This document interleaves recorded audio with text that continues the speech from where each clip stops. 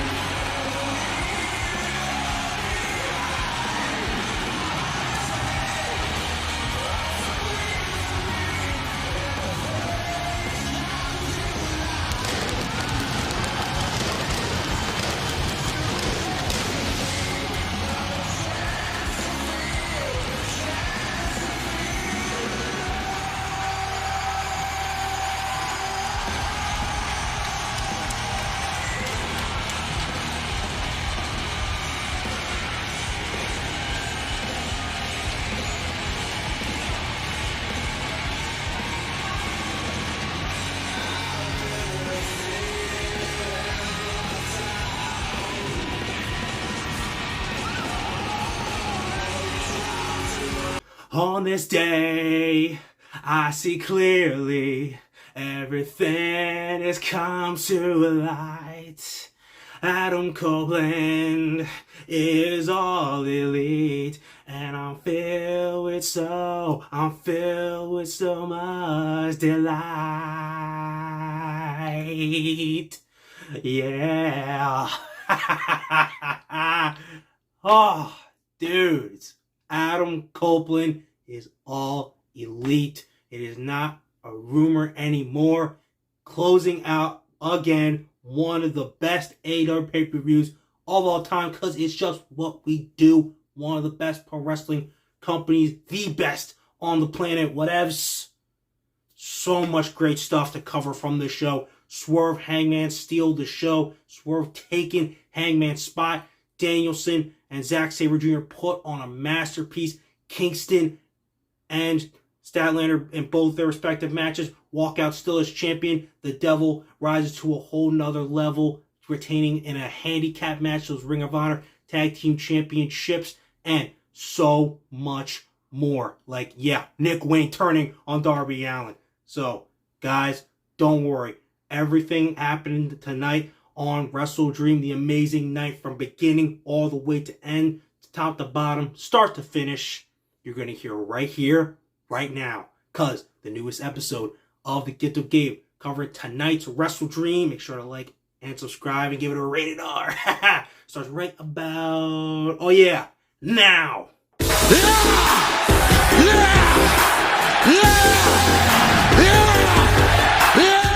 Alright guys, so we got things kicked off tonight with the Devil himself, Maxwell Jacob Friedman, MJF, our world's champion and literal holder of both Ring of Honor World Tag Team Championship belts, retaining against the Righteous. The match was pretty good.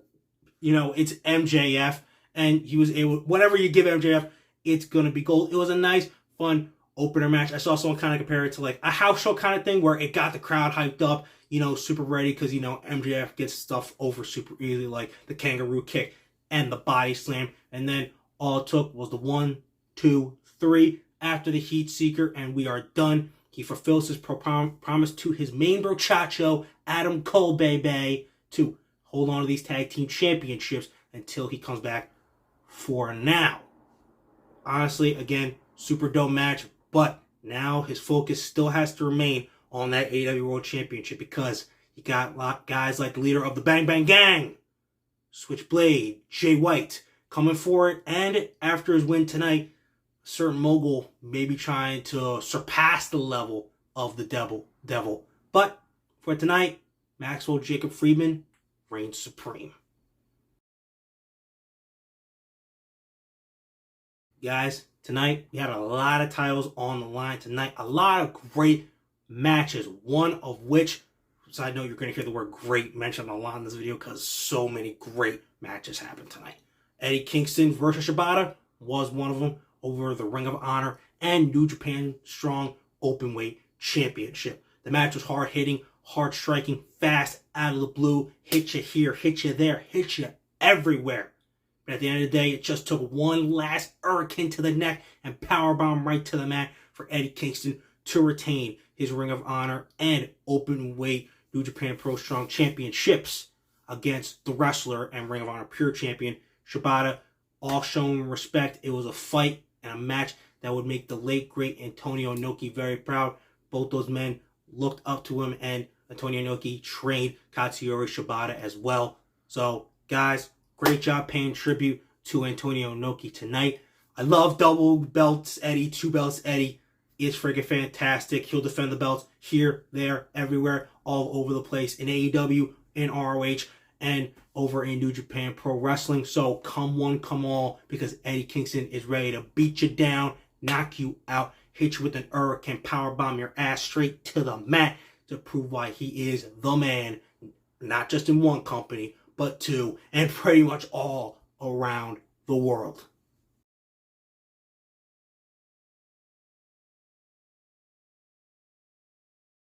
Guys, just want to take a second, right here, right now. Give it up for the women. Give it up for Kris Statlander and Julia Hart. Ooh! Those women went out there tonight and they cooked in a freaking whole pay-per-view card where matches cooked. My God, that TBS title match was fantastic. Kris Statlander's whole reign as TBS champion has been great. She's put on great performance after great performance after great freaking performance, dude. And it showed again tonight. And the improvement from Julia Hart slowly over time in her ring work and character work has been phenomenal. The way they built her up due to this undefeated streak of being like 28-0 since she last lost to Kris Statlander over a year and a half ago. Perfect. I would literally love to see them run it back. At some point, Kris Statlander's run as TBS champion is going to end, and we'll look back just like we did with Orange Cassidy's now and be like, damn, that was so much fun. So many great matches. Truly a moment in time. But until then, I don't know how to do the sign for TBS champion. I won't try because it'll probably look terrible. But Kris Statlander is still our TBS champion. So if you want some, come get some. Because Kris Statlander is ready to beat you and prove why she is more than a woman. She's our dominant TBS champion. Guys, it was tag teams galore all over the place here on AEW WrestleDream. We had Fatal 4-Way Tag title shot with winner facing the winner of Aussie Open and FTR later on in the night for an AEW World Tag Team title shot whenever and wherever they wanted it to.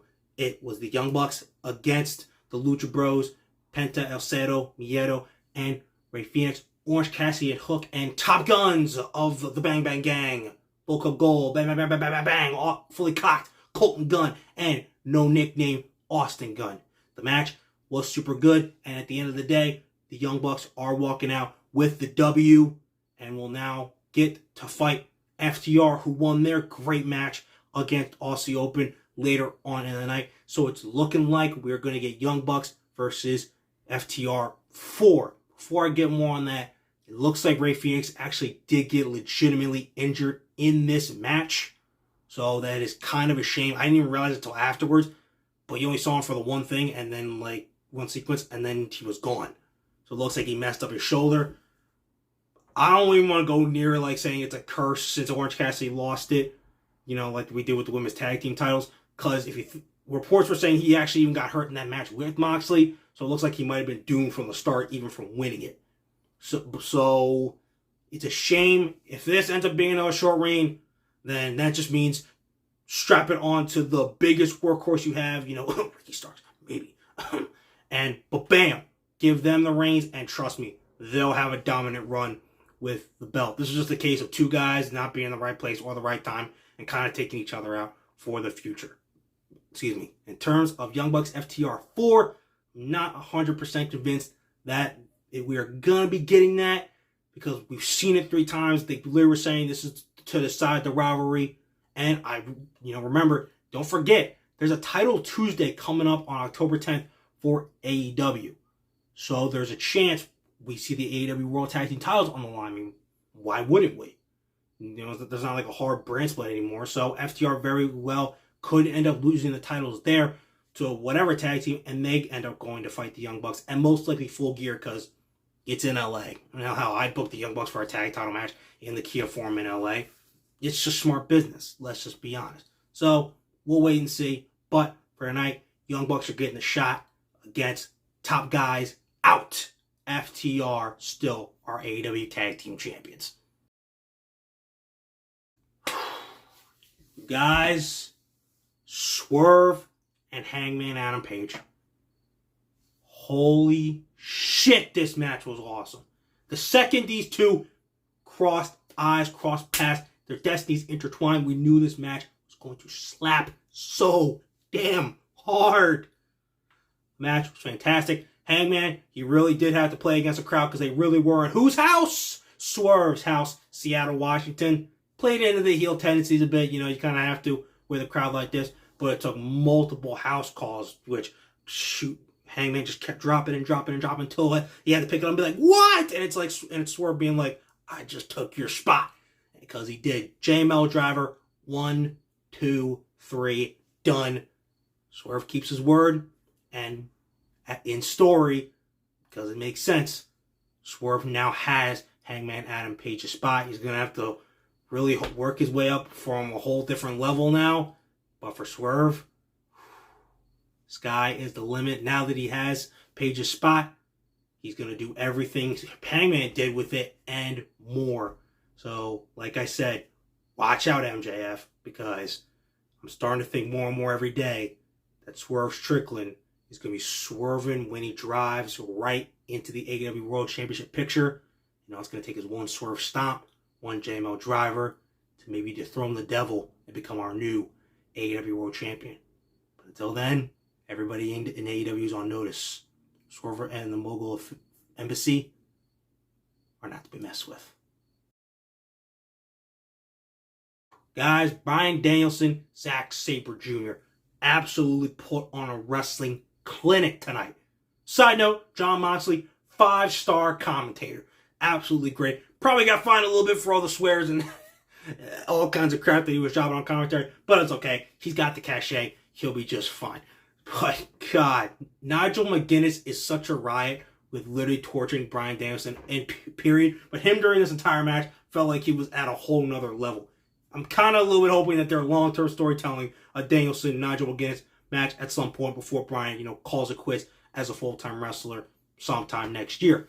But in terms of Zack Sabre Jr., Bryan Danielson, literally a whole technical masterpiece. And at the end of the day, Bryan Danielson, as we all knew, wins it in his hometown. Once again shows he's not just the best technical wrestler. He's the best overall professional wrestler in the entire world, maybe to ever live, because the dude just doesn't have bad matches. Knee to your face, making you tap, it doesn't matter. He will put you down, pin you, and most importantly, he will kick your fucking head in to prove once again why he is the best in the entire world. So give it up for the American Dragon. Speaking of the American Dragon, let's talk about an opponent of his very recently who looks like he's going through the entire BCC. Absolute Ricky Starks. He ended up going up against Wheeler Yuta tonight. Match was really super solid. It was a little bit of a hard thing because they had to go right after that Swerve and Hangman match and right in the middle of Danielson and Zack Sabre Jr. It was a little bit of a hard spot on the card, having to deal with, but they showed out, put on a super solid match, and absolute Ricky Starks gets the win again, and title aspirations got to be in his future. Like I said, maybe just give him the international title. He's still a prime contender to be AEW World Champion someday soon, whenever he decides to go for it again. But my question is, first he had Danielson, and then he just beat Wheeler Yuta. Is Jon Moxley potentially next on the list? He was eyeballing him a little bit. So, is the purveyor of violence and master of death jutsu the next on absolute Ricky Stark's list in terms of, kicking ass, taking names, and, proving why he is the face of Collision, the face of AEW, and keeping to rise up the ranks in AEW before, again, he goes after any championship he wants, whether it's a middle card championship or the top prize, the AEW World Championship. Time will tell, but we know one thing. just like Ricky, it'll be absolute.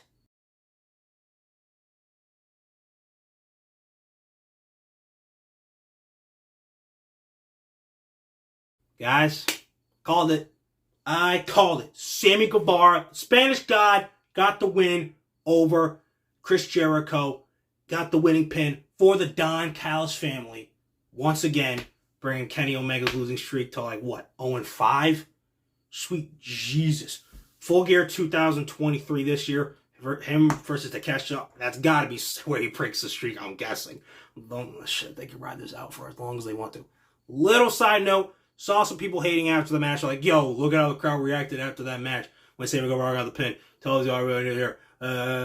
Okay, one, shut the fuck up. Are you just going to ignore the fact that they were saying, fuck you, Sammy, multiple times and still saying you still suck?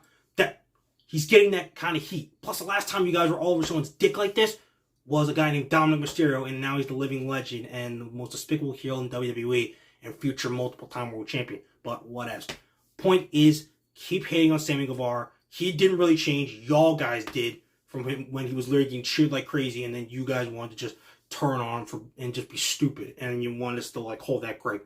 He's literally, dude, he's a fantastic heel, and someday he will be world champion. But go on, keep hating, because then I don't want to hear it in a couple more months when he's still killing with the Don Callis and be like, yo, stuff's going pretty good right now for Sammy, because don't go back, you guys were hating not too long ago. And in terms of the Don Callis family, shoot, Sammy, Ospreay, Takeshita, and Kenny, again, couldn't stop him. And then Jericho and Ibushi couldn't by his side. I don't know who could stop him. And the crazy thing is, Don ain't done recruiting to his family. So that is just all kinds of scary, but not as scary as just the talent and all-around greatness of our Spanish God, Sammy Guevara.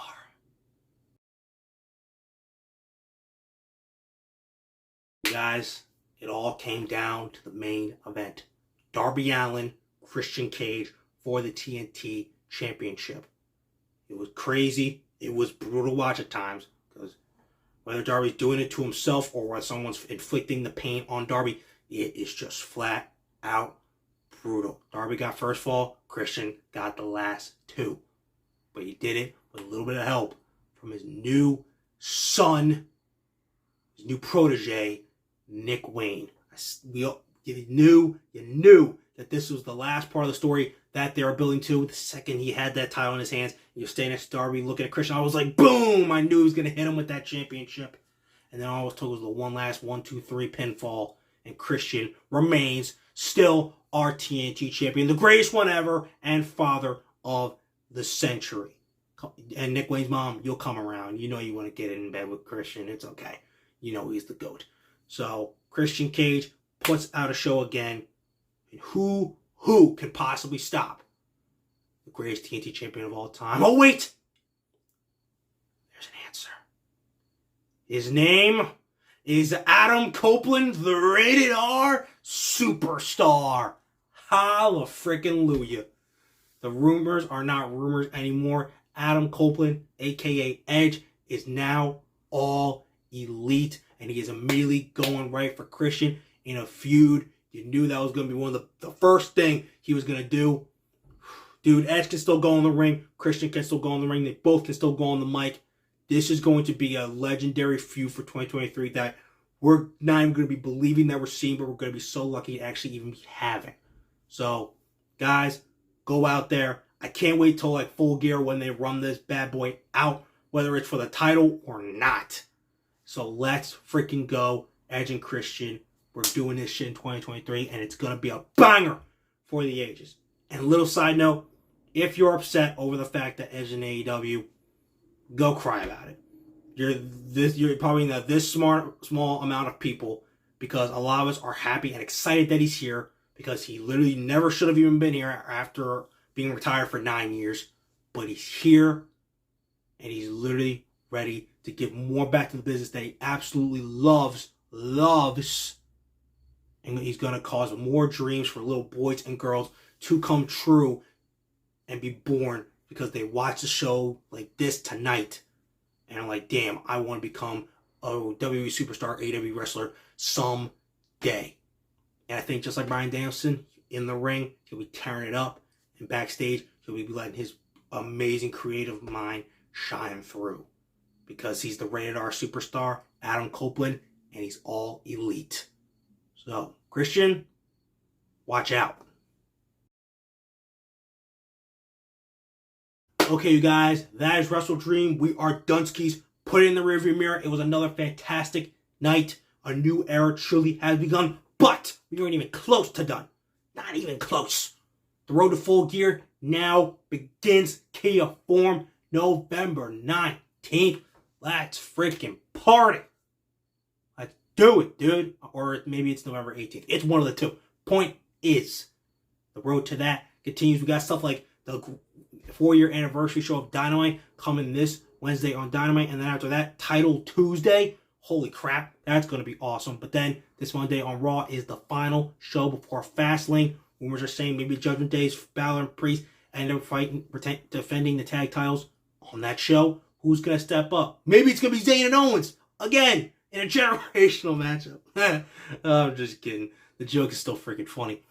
Plus, Seth Rollins, Nakamura, it's the final stop for them on the road to their last man standing match. And the same can be said before Tommaso Ciampa and the ring general Gunther. And then this Friday on SmackDown, you already know we're going to see one more set of the Megastar Dream Team, John Cena and L.A. Knight. Yeah! Before they get ready to combat the Bloodline on Fastlane next Saturday night.